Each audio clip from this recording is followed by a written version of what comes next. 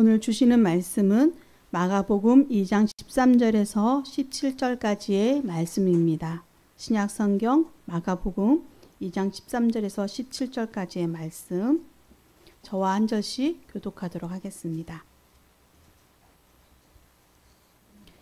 예수께서 다시 바닷가에 나가심에 큰 무리가 나왔거늘 예수께서 그들을 가르치시니라.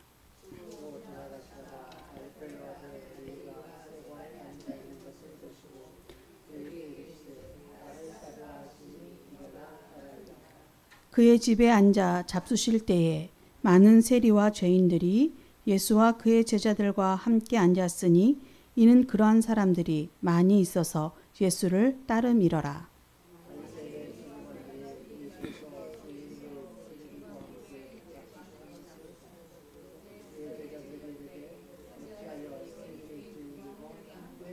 함께 읽겠습니다.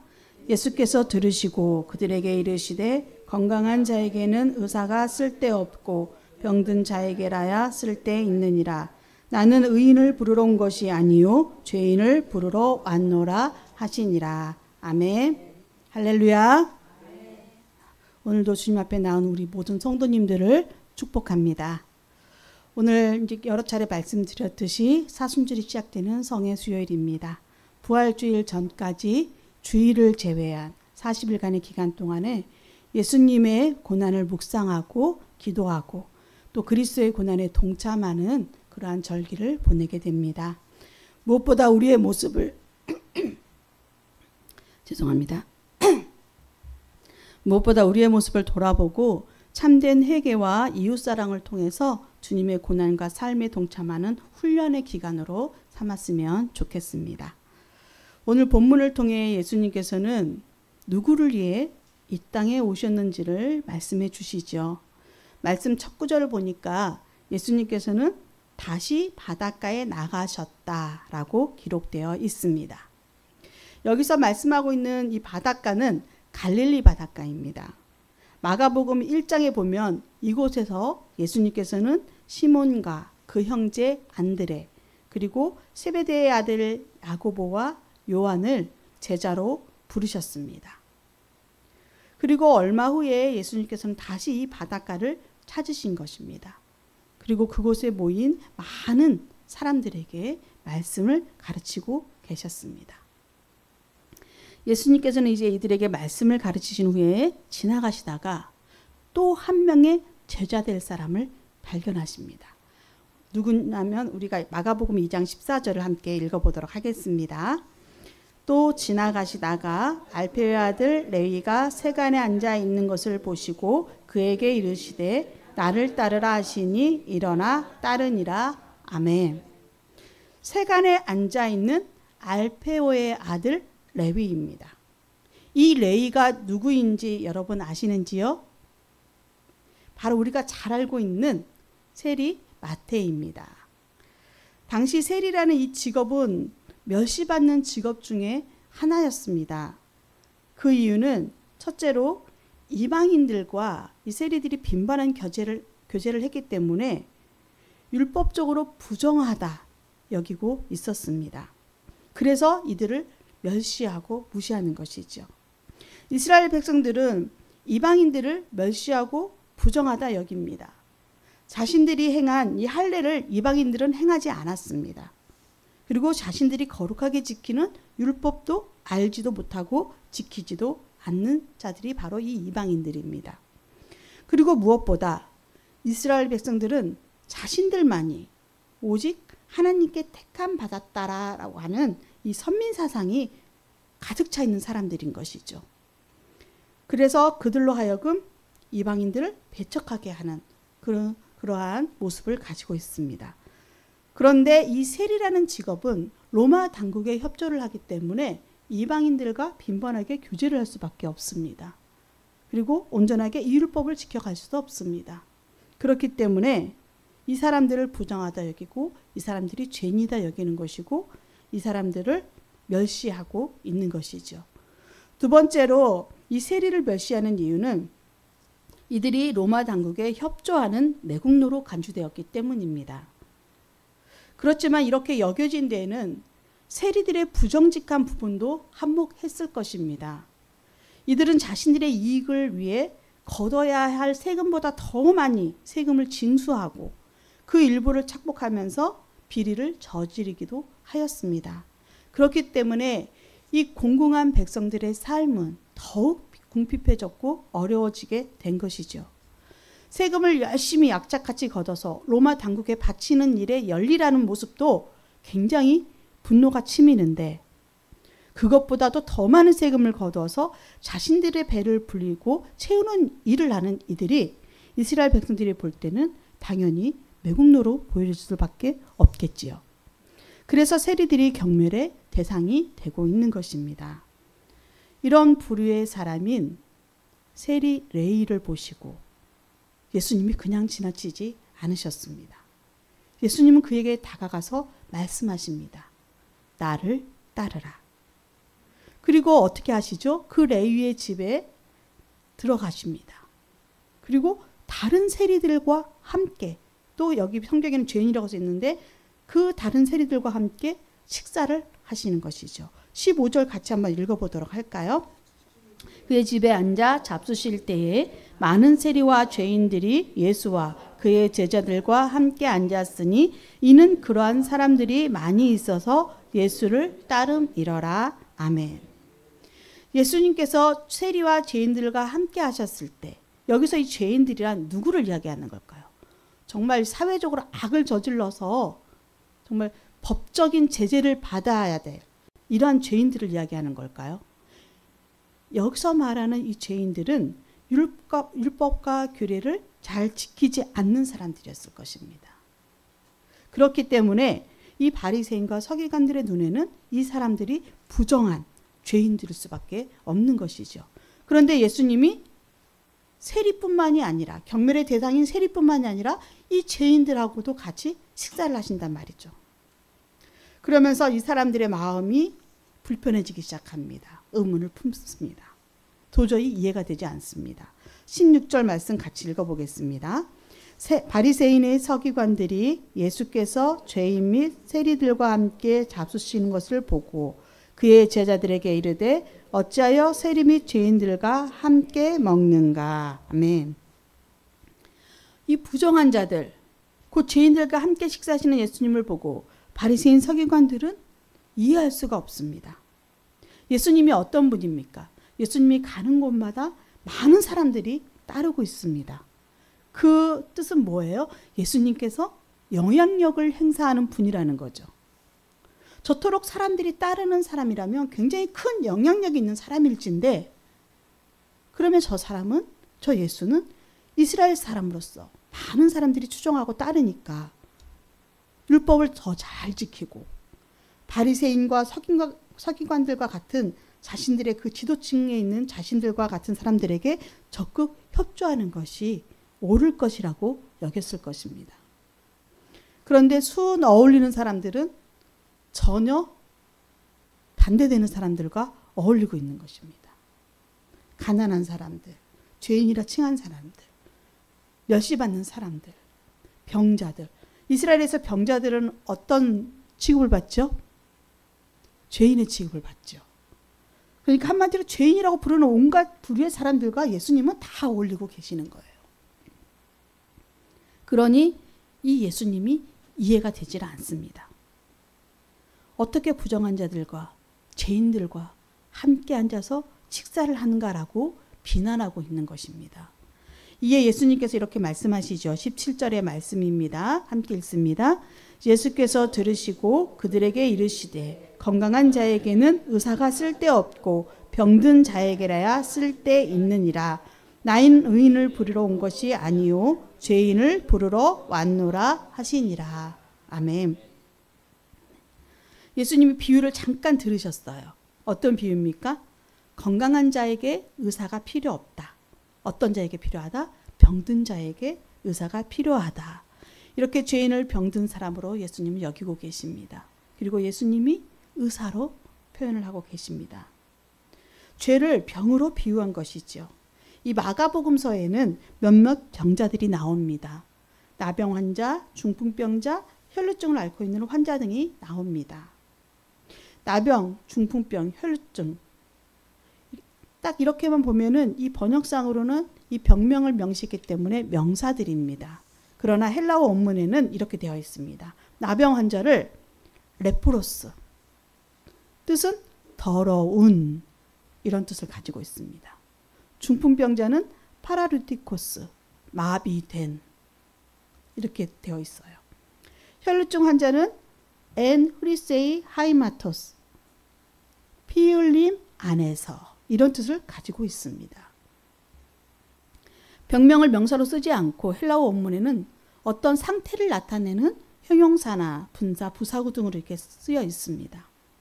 병명이 특정된 환자가 아니라 사실은 죄인이라는 것이죠. 죄인인 우리 모두의 이야기이기 때문에 이렇게 쓰여 있는 것입니다. 우리 모두가 죄로 더럽혀져 있습니다. 그리고 마비되어 있습니다. 피 흘리는 삶과 그 현장 속에 우리는 있습니다. 그런데 문제는 이것을 인식하지 못한다라는 거예요. 인식하는 양심이 작동하지 못하고 있습니다. 왜 그렇습니까? 스스로 의롭다고 여기기 때문입니다. 자칫 잘못 믿으면 그저 우리는 교회 다닌다는 것만으로도, 교인인 것만으로 믿음이 좋고 죄로부터 먼 의로운 사람인 줄 착각하기 쉽습니다. 예수님 당시의 바리새파 율법학자들 그리고 서기관들, 이들처럼 말이죠. 이들이 어떤 사람들입니까? 율법을 완벽하게 통달한 사람들입니다. 너무나 잘 알죠. 그리고 적어도 그들의 행위, 사람들에게 앞에서 보여주는 모든 행위는 다 율법적입니다.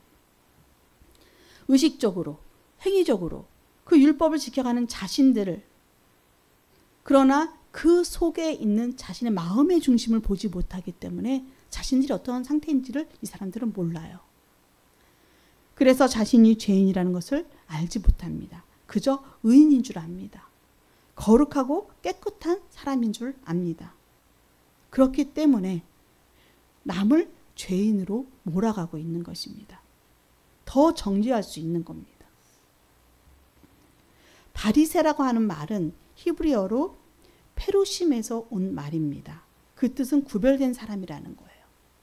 자신들만 거룩하게 구별된 사람이라는 거예요. 그렇게 여기고 있습니다. 그렇기 때문에 남들을 향해서 끊임없이 가르쳐야 되고, 남들을 향해서 끊임없이 지적해야 되고, 남들을 끊임없이 정죄하고 있는 것이죠. 다른 사람들은 세리와 죄인 이렇게 몰아갑니다. 구분지어서. 그렇지만 정작 자신들의 죄에 대해서는 둔감한 거예요. 우리는 어떻습니까? 우리의 모습은 어떤 모습입니까? 나를 죄인이라고 여기는 모습인가요? 아니면 이만하면 됐어러 가는 의인의 모습을 의인이라고 착각하고 있는지요?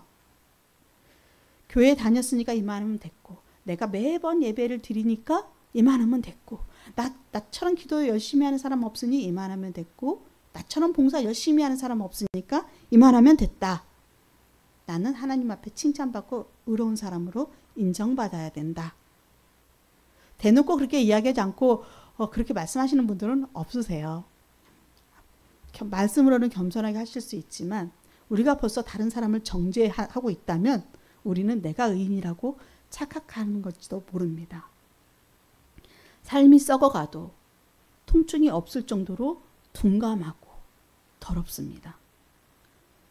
누구의 모습일 것 같습니까? 바로 나병 환자의 모습입니다. 율법학자로서 법의 조문은 잘 알고 있지만 아는 것을 의롭다고 여기고 있는 것이죠.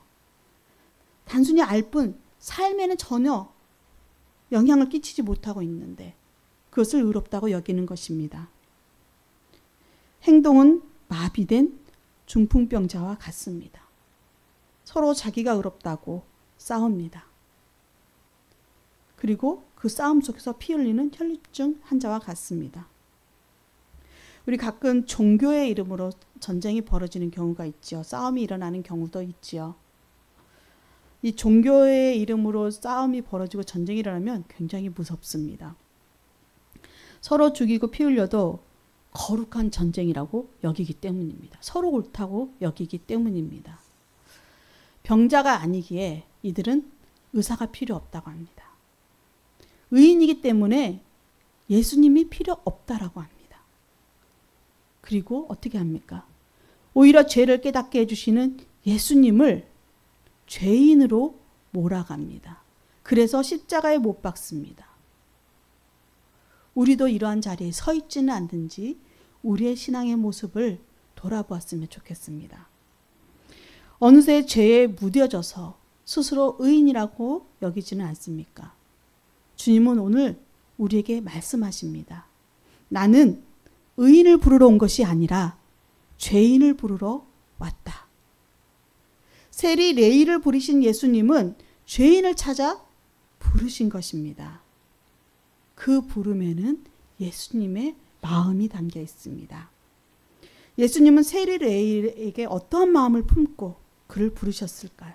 그리고 또 우리에게는 어떠한 마음을 품고 계실까요? 먼저 첫 번째로 예수님은 세리 레위를 정죄하지 않으셨습니다.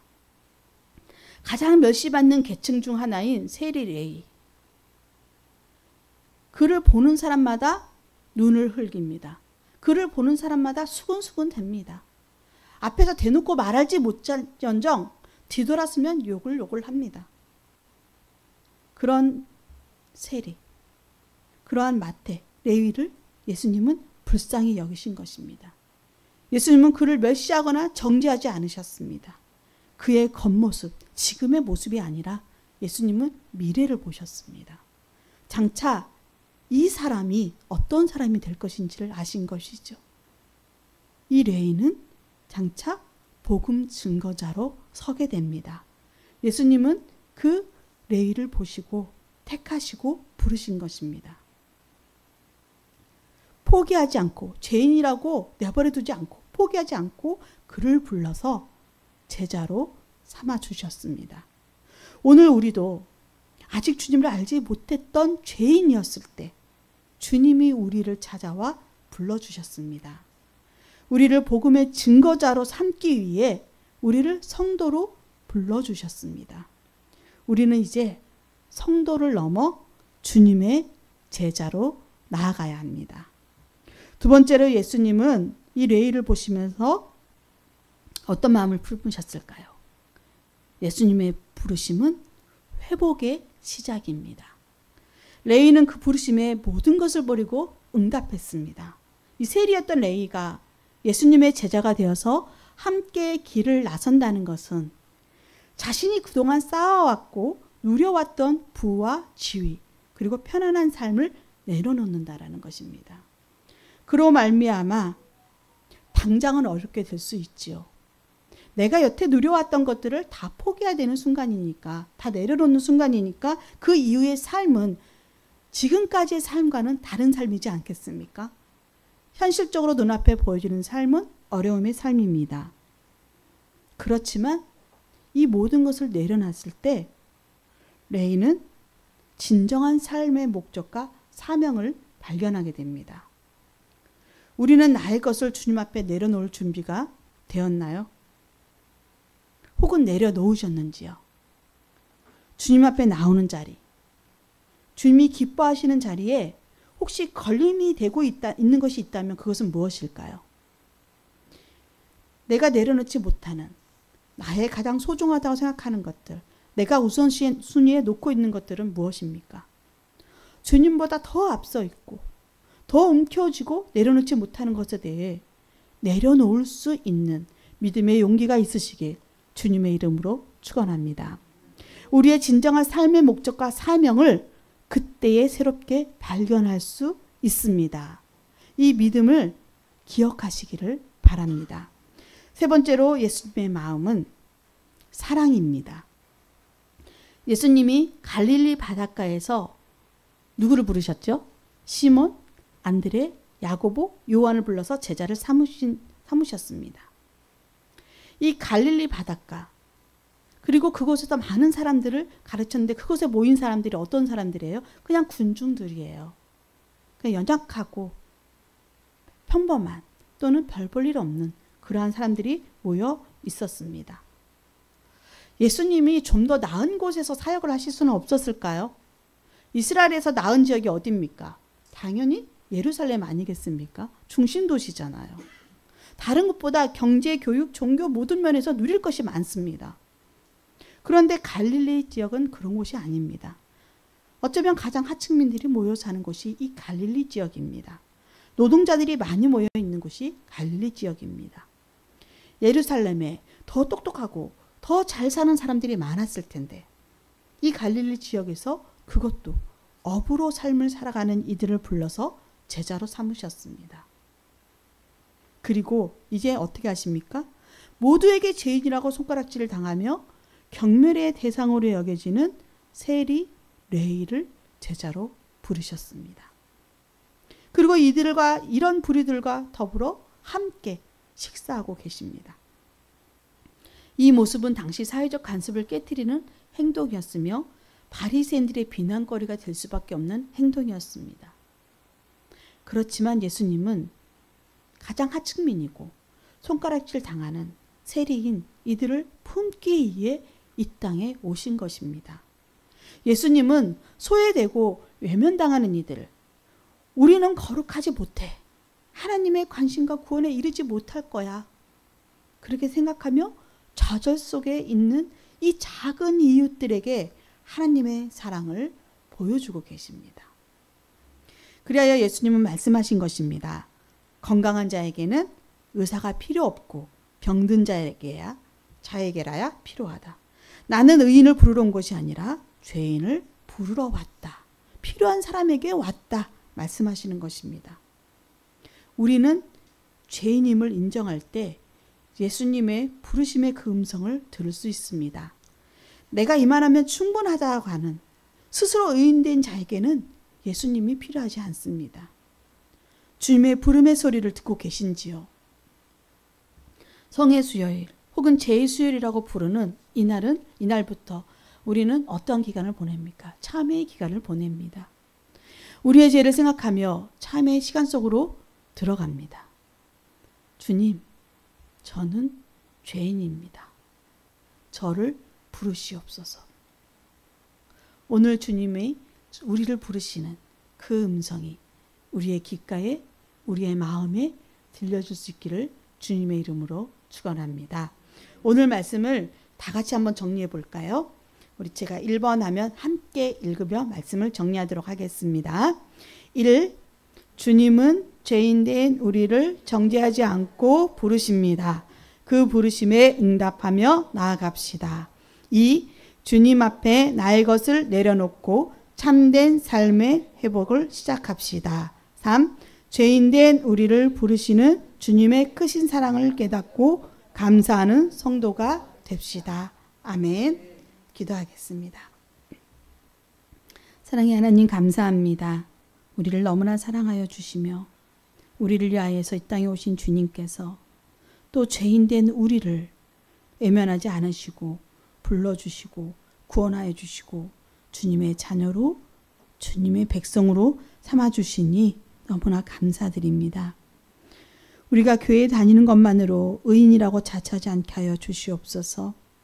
죄의 통증에 누구보다 예민한 마음을 품게 하여 주시옵소서. 우리를 한없이 사랑하시고 부르시는 주님을 따라가는 제자의 삶이 되어지기를 원합니다. 주님, 저희를 부르심에 응답하는 모든 성도가 되게 하옵소서. 주님 앞에 나의 것을 내려놓기를 원합니다. 주님 앞에 모든 것을 내려놓고 그 부르심에 응답할 때 우리에게 참된 삶의 회복이 시작된다는 것을 기억하기를 원합니다. 하나님, 저희를 인도하여 주시옵소서. 죄인된 우리를 부르시는 주님의 그 마음은 사랑입니다. 놀라운 사랑입니다. 누구도 흉내낼 수 없는 크신 사랑입니다. 사랑의 주님, 우리가 그 주님의 사랑을 기억하며 나아가도록 인도하여 주시옵소서. 우리 창현교회가 100주년을 준비하며 나아가고 있습니다.